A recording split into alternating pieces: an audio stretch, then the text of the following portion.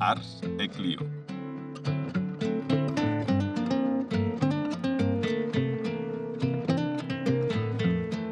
Con Mike Lamota.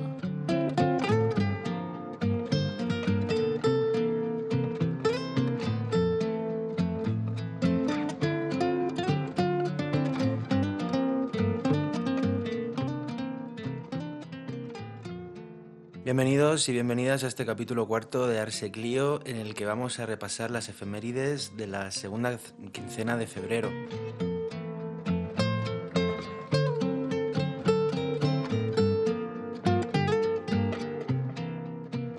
En el plano de los acontecimientos vamos a hablar de la victoria electoral del Frente Popular, de la coronación de Víctor Manuel II de Italia, de la batalla de Torrelobatón, de la batalla de Verdún en el marco de la Primera Guerra Mundial, de la huelga de la canadiense en Barcelona, de la construcción de Santa Sofía, de la batalla de Pavía, del plan de Iguala en México, de la guerra de independencia cubana, de la retirada del Sáhara Occidental, del edicto de Tesalónica y de la expulsión de los jesuitas.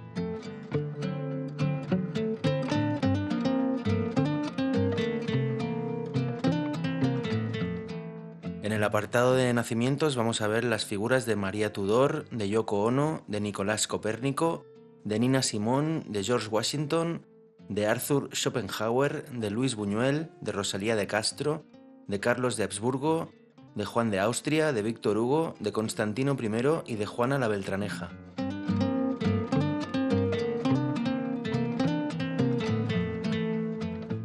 Y en el apartado de fallecimientos vamos a ver las figuras de Juan de Mariana, de Molière, de Martín Lutero, de Miguel Ángel, de Tecún Umán, de Julio II, de Espinosa, de Américo Vespuccio, de Ansel Clavé, de Juan de la Cosa y de Cuauhtémoc.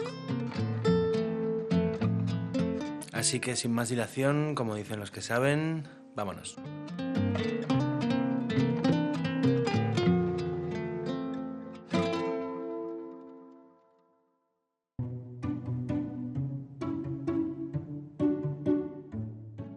El 16 de febrero de 1936, en España, el Frente Popular obtiene la victoria electoral. El Frente Popular es una coalición de izquierdas que obedece al llamamiento de la Tercera Internacional, una agrupación de fuerzas europeas de izquierdas, con la intención de hacer frente común al avance del fascismo. En España, sin embargo, en pocos meses causará, por el miedo de las partes reaccionarias del país, al golpe de Estado fallido que degenerará en guerra civil y en la posterior implantación del fascismo de la mano de Franco, más conocido como el Enano Cabrón.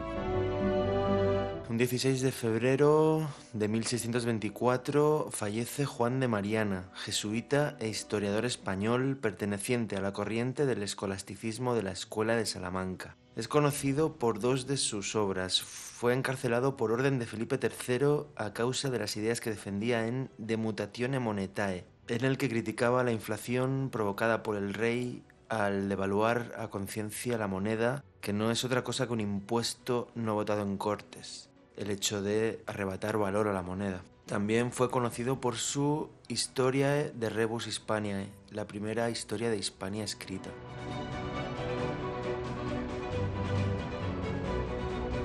El 17 de febrero de 1673 fallece Molière. Muere en escena mientras representa su obra El enfermo imaginario. La mala traducción del francés al castellano dio lugar a una superstición relacionada con el mundo de las artes escénicas, según la cual el amarillo trae mala suerte, ya que se corrió la voz de que Molière había muerto vestido de amarillo. En realidad vestía de amaranto, que en francés es amarante, y de ahí la equivocación.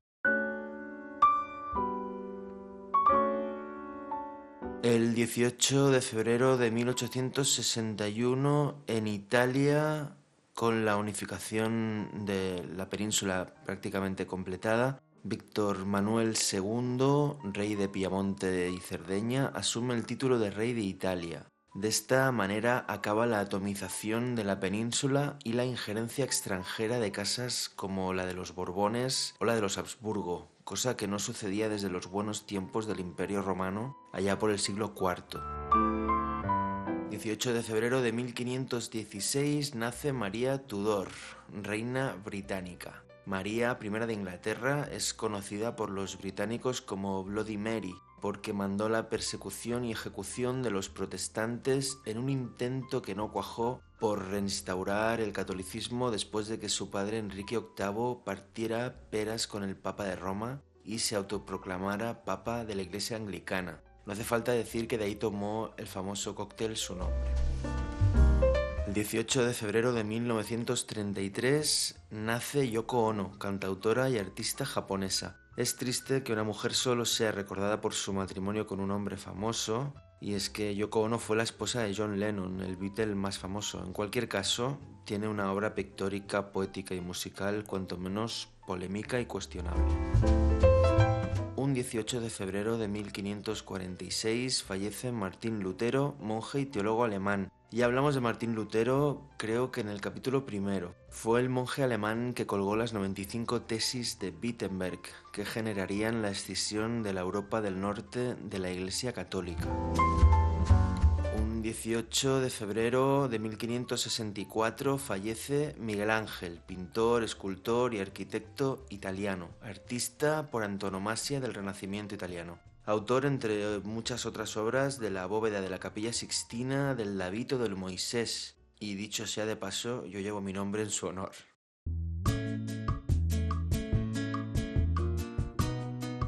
Un 19 de febrero de 1473 nació Nicolás Copérnico, astrónomo y filósofo polaco. Formuló en su libro De Revolutionibus Orbium Coelestium la teoría heliocéntrica de nuevo, y digo de nuevo porque los antiguos griegos ya sabían que la Tierra no era el centro del universo.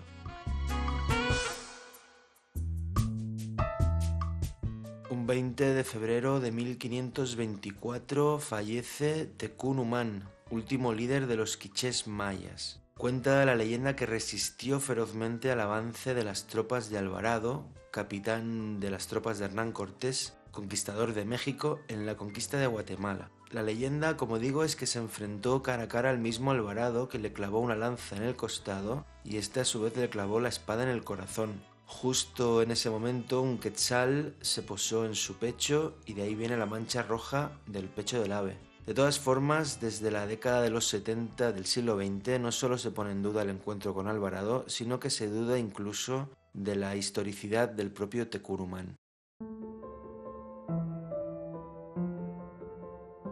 El 21 de febrero de 1521, en España, el ejército comunero al mando de Juan de Padilla asedia la ciudad de Torrelobatón y su castillo. Sería muy complejo explicar en 30 segundos la revuelta de las comunidades de Castilla, pero básicamente, acabado de proclamar rey de Castilla Carlos I, el futuro Carlos V del Sacro Imperio, este pidió a las cortes castellanas dinero para comprar dicha corona, la del Sacro Imperio. Las ciudades que gozaban de cierta autonomía ganada en el proceso mal llamado de Reconquista se negaron y se alzaron contra el rey. Solo ganaron esa pequeña batalla, tras la cual tomaron Tordesillas, donde estaba presa Juana de Castilla, conocida como la Loca, y quisieron convencerla para que gobernara ella en lugar de su hijo Carlos.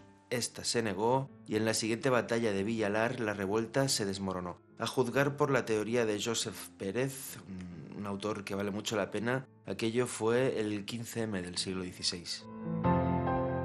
Un 21 de febrero de 1916 en Francia, en el marco de la Primera Guerra Mundial, comienza la batalla de Verdún, una de las más famosas de la Primera Guerra Mundial, que fue la primera guerra en la que la revolución industrial tuvo un gran peso y los contendientes aún no sabían cómo gestionarlo. Por eso se dice que fue una guerra de trincheras, en la que durante años ninguno de los contendientes era capaz de avanzar demasiado. El 21 de febrero de 1919, el personal de todo el sector eléctrico de Barcelona se une a la huelga de la Canadiense. El 70% de todo el tejido industrial de la ciudad se ve afectado, provocando un paro forzoso. La huelga comenzó el 5 de febrero, pero olvidé mencionarla en el pasado programa. Consistió en una huelga y una insumisión civil iniciada por los obreros de la Barcelona Traction Light and Power Company, más conocida como la Canadiense, y duró la friolera de 44 días. El 21 de febrero de 1924, el general Primo de Rivera clausura el Ateneo de Madrid y destierra a Miguel de Unamuno tras desposeerle de su cátedra en la Universidad de Salamanca. Y un 21 de febrero nace Nina Simone, cantante y pianista estadounidense, autora entre otras muchas obras de Feeling Good, un pedazo de temazo. Fallece también un 21 de febrero de 1513 el Papa Julio II, el Papa humanista del Renacimiento por excelencia. Muchas de las obras más grandes de la Roma del Renacimiento las impulsó él. Encomendó, por ejemplo, la Capilla Sixtina a Miguel Ángel y las estancias vaticanas a Rafael Sanzio. 21 de febrero de 1677 fallece Baruch Spinoza, filósofo neerlandés. Compleja figura de complejo pensamiento, para abreviar, decir que muchos filósofos alemanes del siglo XIX lo tuvieron por el padre de la filosofía moderna. Es uno de los padres, de hecho, del racionalismo. Se le conoce por su crítica a la religión judeocristiana, aunque Dios sigue formando parte de su discurso ontológico. Demasiado duro para resumirlo en tan poco tiempo.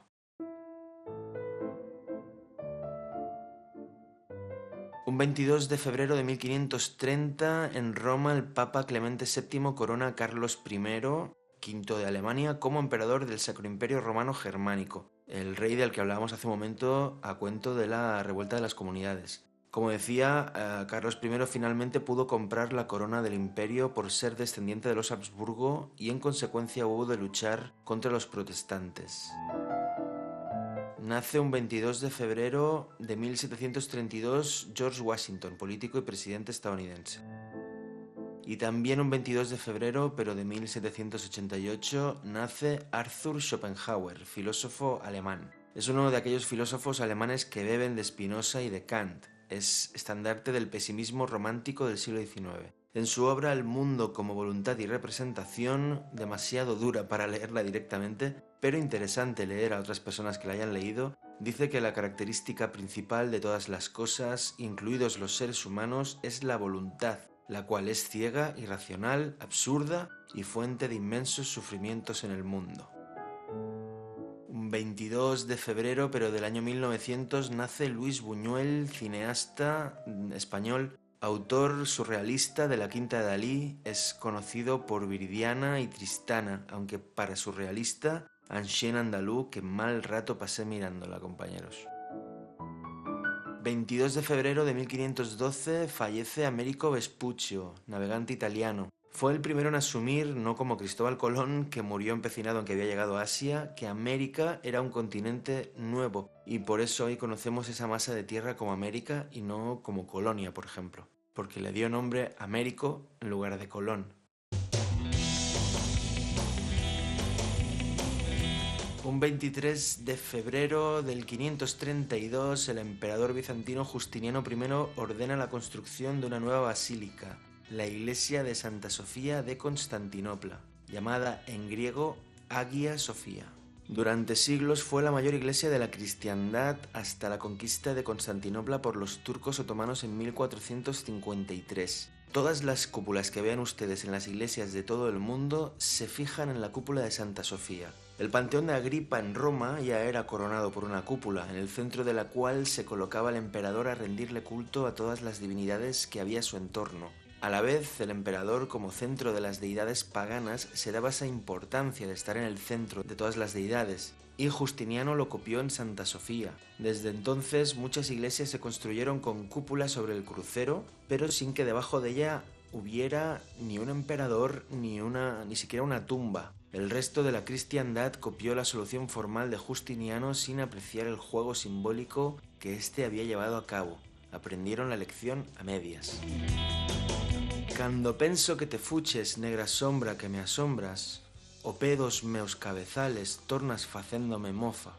Cando machino que sida no mesmo sol te amostras, y eres a estrela que brila, y eres o vento que zoa. Si cantan, es ti que cantas, si choran, es ti que choras, y es o marmurio do río, y es a noite, y es a aurora. Fragmento del poema Negra sombra de Rosalía de Castro, escritora y poeta nacida en 1837, un 23 de febrero. adalid del romanticismo gallego, el llamado Resurdimento. Cuando estudié su obra para la selectividad me entusiasmó tanto que no pude sino musicar el poema y desde entonces me acompaña en los conciertos. Pido perdón a los gallegos por la pronunciación, no quisiera haber ofendido a nadie.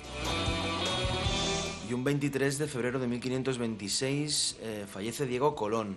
Hijo del almirante Cristóbal Colón, heredó tras muchos litigios los títulos de su padre y llegó a ser el segundo almirante de la mar Océana, segundo virrey de las Indias y segundo gobernador de las Indias. Un 24 de febrero de 1525 tiene lugar la batalla de Pavía, donde las tropas imperiales de Carlos I vencen a las francesas de Francisco I, con lo que se pone fin a la Guerra de los 4 años. Esta guerra había empezado porque Francisco I quiso también la corona del imperio y no la obtuvo. Después de esta batalla, el monarca francés estuvo preso en la Torre de los Lujanes de Madrid. Un 24 de febrero de 1821 en México se proclama el Plan de Iguala, en vías de consolidar la independencia política proclamada por Agustín de Iturbide el mismo 24 de febrero en la ciudad de Iguala de la Independencia, en Guerrero. En pocas palabras, es el documento mediante el cual el virreinato de la Nueva España se proclamaba independiente del Reino de España. Un 24 de febrero de 1895 en Cuba se inicia la Guerra de Independencia con el llamado Grito de Baire. Fue un levantamiento organizado de 35 localidades cubanas por el prócer de la independencia José Martí, del cual ya hablamos en otro capítulo y del que seguiremos hablando. Y un 24 de febrero precisamente de 1500, nace Carlos de Habsburgo, rey español y emperador de Alemania, el que comentábamos de la Guerra de las Comunidades y de la Batalla de Pavía. Nace también un 24 de febrero de 1545 un hijo suyo ilegítimo, Juan de Austria, hijo de Carlos y de Bárbara Blumberg. Felipe II, hijo legítimo de Carlos, llegó a reconocerle derechos y lo nombró jefe de la escuadra que ganó la batalla de Lepanto, de la cual ya hablaremos en su momento. Y un 24 de febrero de 1874 fallece Anselm Clavé, poeta, político, compositor y director de música catalán.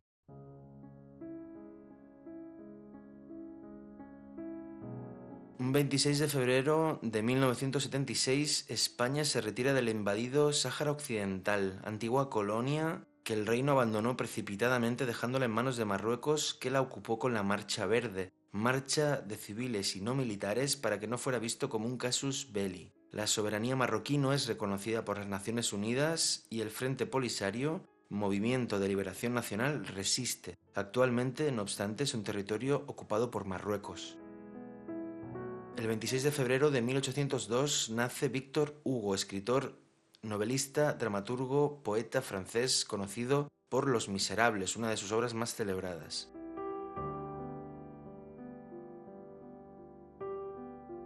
Un 27 de febrero del 380, el emperador Teodosio I publica el Edicto de Tesalónica, en donde se decreta el cristianismo niceno, la actual religión católica, como la religión oficial del Imperio Romano. Más que por una cuestión de religión, lo hizo por una cuestión política, ya que necesitaba ese apoyo. Hasta entonces, los emperadores habían sido la principal deidad del panteón romano, pero morían, como seres humanos que eran, muy a menudo, así que se necesitaba una espiritualidad un poco más consistente. Un 27 de febrero de 1767 tiene lugar la pragmática sanción de Carlos III de España, por la que se expulsa a los jesuitas de todos los dominios de la monarquía. Los jesuitas eran los que seguían con el run de que al rey se le puede deponer si no es justo y probablemente por eso se los expulsó del reino. Un 27 de febrero de 1874, en la Sierra Maestra de Cuba, un grupo de españoles de las tropas realistas asesina al general Carlos Manuel de Céspedes, líder de la independencia, en su finca de San Lorenzo, donde se había refugiado tras ser destituido por la Cámara como presidente. En su lugar se nombra a Salvador Cisneros Betancourt. Un 27 de febrero del 272 nace Constantino I el Grande, emperador romano entre el 306 y el 337. Vencedor de la batalla del puente Milvio contra Magencio, en lo que se entiende como una lucha entre cristianos y paganos. Dice la leyenda que Constantino soñó la noche anterior a la batalla que el dios de los cristianos se le aparecía y le decía «Inoc signo vinces», que significa «con este signo vencerás», así que al día siguiente mandó pintar la cruz cristiana en el escudo de sus hombres y venció. Proclamó así el cese de la persecución a los cristianos, ya que su madre, la futura Santa Elena, era ferviente creyente y a la que le debemos la designación de los santos lugares. Obviamente lo hizo todo a dedo, por eso la mayoría de ellos hoy en día son erróneos.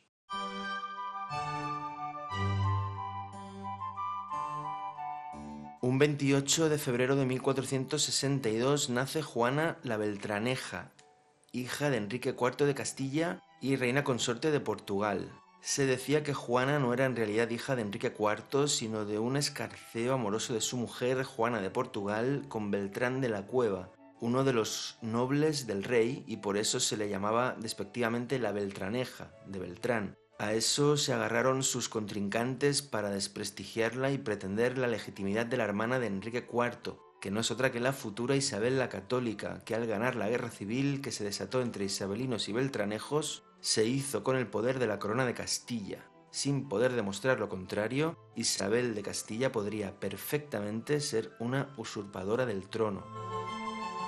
28 de febrero de 1510 fallece Juan de la Cosa, navegante y cartógrafo español. Es conocido por haber participado en 7 de los primeros viajes a América y por haber dibujado el mapa más antiguo conservado en el que aparece el continente americano. También un 28 de febrero de 1525 fallece Cuauhtémoc, último emperador mexica, de los mal llamados aztecas. Asumió el poder un año antes de la batalla de Tenochtitlán, en la que perdería el control del imperio mexica. Era primo de Moctezuma II, el emperador con quien se entendió Hernán Cortés. Al parecer, Moctezuma no presentó batalla a Cortés porque no estaba seguro de si era el enviado de Quetzalcóatl, una divinidad mexica de la que esperaba el regreso por mar, como hicieron los castellanos. Fue dejando ganar terreno a estos y su primo Cuauhtémoc ocupó el trono cuando Moctezuma fue asesinado. Después de tener un año preso a Cuauhtémoc, Cortés entiende que está preparando una rebelión y decide juzgarlo y ejecutarlo. La fecha de hoy es aceptada como la de su ejecución, pero no se puede aseverar. Y un 29 de febrero de 1504 en Jamaica, Cristóbal Colón aprovecha su almanac perpetuum de Abraham Zacuto, que pronosticaba un eclipse lunar esa misma noche, para convencer a los nativos de proveerle de víveres. Fue una de las ventajas tecnológicas de los europeos frente a los indígenas americanos. Por razones evidentes, este día hay muy pocas efemérides.